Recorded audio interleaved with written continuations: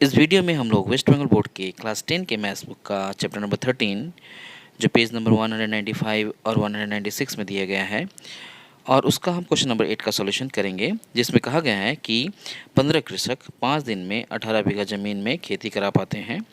तो परिवर्तन सिद्धांत का प्रयोग करके बताएं कि 10 कृषक 12 बीघा ज़मीन में कितने दिन में खेती करा सकेंगे।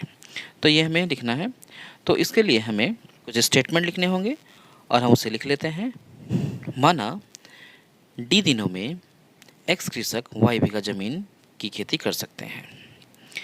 तो परिवर्तन के नियम का इस्तेमाल करने के लिए हमें देखना पड़ेगा कि जो दिनों की संख्या है उसका कृषकों की संख्या के साथ कौन सा अनुपात है और दिनों की संख्या का ज़मीन के क्षेत्रफल के साथ कौन सा संपर्क है।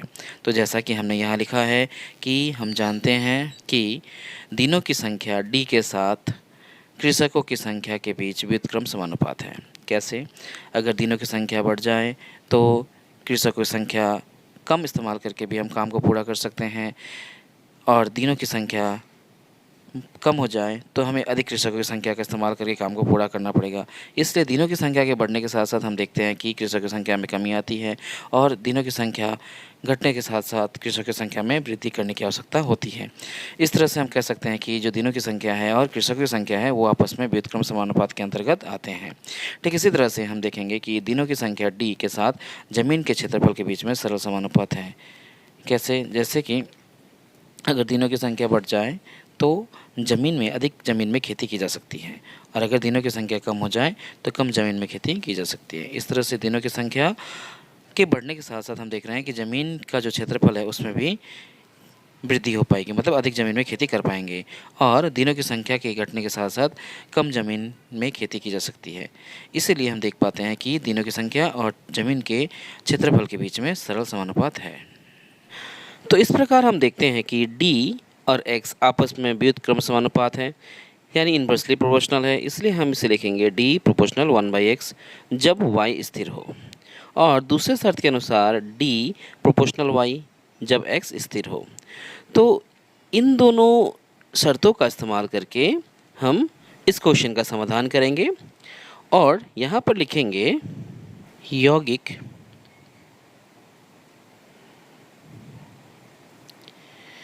परिवर्तन, इंग्लिश में इसको हम लोग बोलते हैं जॉइंट वेरिएशन,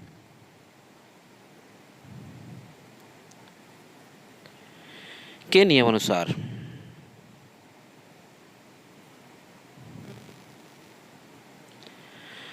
तो हम लोग यौगिक परिवर्तन यानी जॉइंट वेरिएशन के नियम के अनुसार हम लिख पाएंगे कि डी जो है वो समानुपात होगा y बाई एक्स के और इस परिस्थिति में x और y दोनों ही परिवर्तनशील होंगे। x और y दोनों परिवर्तनशील हैं, यानी दोनों ही x और y दोनों ही वेरिएबल्स हैं। तो इस प्रकार हम देखते हैं कि हमारे पास जो संपर्क आया वो आया d समानुपात y बाई एक्स। यहाँ पर हम एक स्थिरांक का इस्तेमाल करेंगे k और लिखेंगे y बाई एक्स। k क्या है? k एक स्थिरांक है, अशून्य स्थिरांक है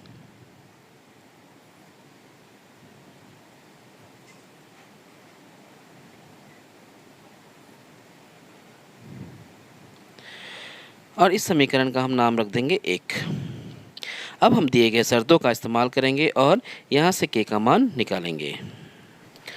पहले शर्तों के अनुसार कहा गया है कि 15 किसान जो हैं 5 दिन में 18 बीघा ज़मीन की खेती कर सकते हैं, यानी कृषकों की संख्या को हमने x के द्वारा प्रदर्शित किया, इसीलिए हम लिखेंगे x इक्वल्स टू 15 और y जो है वो ज़मीन का क्षेत्रफल है, इसलिए हम y इक्वल्स टू लिखेंगे 18 बीघा और तीसरी बार जो हमने d माना वो d है दिनों की संख्या, जिसके जगह पे हम 5 का इस्तेमाल करेंगे क्योंकि कहा गया है कि 5 दिन में 15 किसान 18 बीघा ज़मीन की खेती कर सकते हैं। इसी वजह से हम इस कंडीशन का इस्तेमाल करेंगे और k का मान निकालेंगे।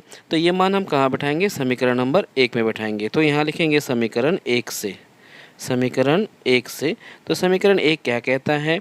तो ये कहता है d इक्वल्स टू के, y की जगह पे हम बिठाएंगे 18 और x की जगह पे बिठाएंगे 15। अगर हम 3 के टेबल में से काटे तो ये 6 बार में कटेगा और ये 5 बार में कटेगा। फाइनली हम जो देखेंगे कि वो d इक्वल्स टू आ जाएगा 6k/5। और हम यहाँ लिख सकते हैं d equals to 6k/5।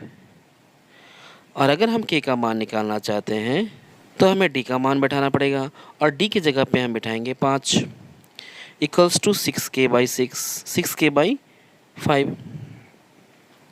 Cross multiply करेंगे, क्रॉस मल्टीप्लाई करने के बाद 5 का गुना 5 से होगा तो ये 25 बन जाएगा, 6 आ जाएगा नीचे, इसीलिए k का मान आ गया 25/6। अब हम इस k का मान जो है वो समीकरण नंबर 1 में बैठाएंगे। तो यहाँ लिखेंगे k का मान समीकरण 1 में बैठाने पर।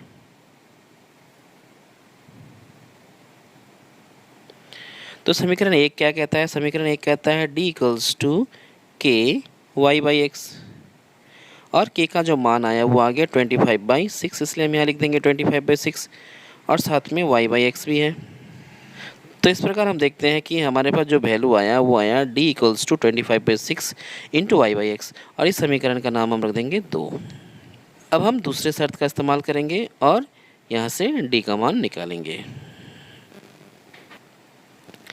तो दूसरे शर्त के अनुसार कहा गया है कि 10 किसान 12 बीघा ज़मीन की खेती कितने दिनों में करेंगे, यानी किसानों की संख्या को हमने x के द्वारा प्रदर्शित किया, इसलिए x की जगह पे हमें 10 बिठाना पड़ेगा और जो ज़मीन है उसे हमने y के द्वारा प्रदर्शित किया, इसलिए y की जगह पे हमें 12 बैठाना पड़ेगा। तो x इक्वल्स टू 10 और y इक्वल्स टू 12 समीकरण 2 में बैठाने पर। तो समीकरण 2 में हम इसके मान को बैठाएंगे तो लिखेंगे d इक्वल्स टू 25/6, क्योंकि जो समीकरण नंबर 2 है वो है d equals to 25/6 into y/x और हम यहाँ लिखेंगे d इक्वल्स टू 25/6 और y की जगह पे लिखेंगे 12, x की जगह पे लिखेंगे 10। कैंसिलेशन करना है तो 6 के टेबल में ये 12 2 बार में कट जाएगा और 2 के टेबल में ये 10 जो है 5 बार में कटेगा और 5 से ये 25 जो है ये 5 बार में कट जाएगा। फाइनली हम देखेंगे कि जो हमारे पास d का वैल्यू आएगा वो आएगा 5 और d को हमने दिनों की संख्या माना था, इसलिए हम कह सकते हैं कि जो 10 किसान हैं और 12 बीघा ज़मीन की खेती करने के लिए उन्हें 5 दिन का समय लगेगा। तो d बराबर हम लिख देंगे 5 दिन और हम एक फाइनल स्टेटमेंट लिख देंगे, काम को पूरा करने में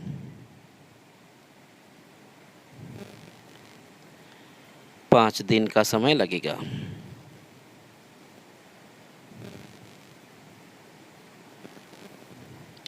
तो इस तरह से इस क्वेश्चन का समाधान जो है वो पूरा हो जाता है।